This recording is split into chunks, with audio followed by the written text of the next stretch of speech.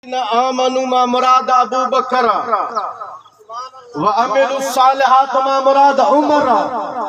व तवासौ बिल हक मा मुराद उस्मान व तवासौ बिस सब्र मा मुराद अली अल मुर्तजा। अन्या बे शक हो जाई तो बोलिया तो बेटा हिसाब का तफसीर पूछो बेटा ये के वजो ना मेरी आवाज सुभान अल्लाह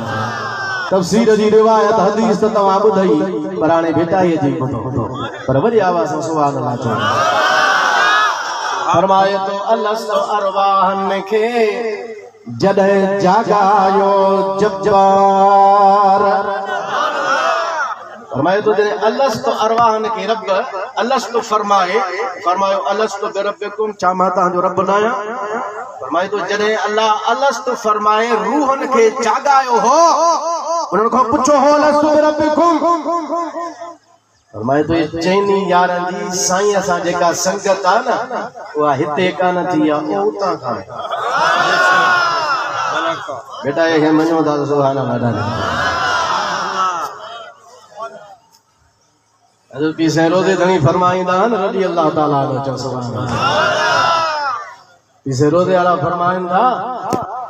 हुजूर जी उहा नज़र हुजूर जे नज़र जो हो कमाल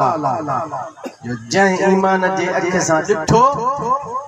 विलायत जा सब मर्तबा हिक ही नज़र सां अल्लाह उन अता फरमाए पाण फरमायो बेअंदाज़ तकलीफ़ुन सां वलियन के जेके मकाम मिलन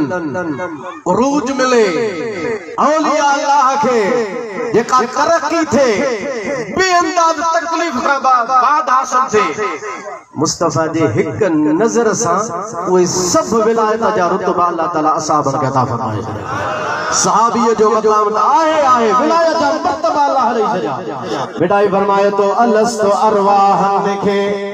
जदे जागायो जब्बार ओदा था अजीब के सुनतनी जा पार साल यसनैन थो इज़मा फिल गार वशम्स वल कमर में आदिल सी इकरार जुल्लूरैन तुहूरैन सी दुर्रबधी दस्तार गयो जय कुव्वत सा खैबर खूब खुआर वल असर इन्नल इंसान लफी खुस्र थे जिक्र कया गफ्फार अने जो न मने तन के सो फिसकर बन्नार मौला कया मुख्तार लखीना लतीफ जवे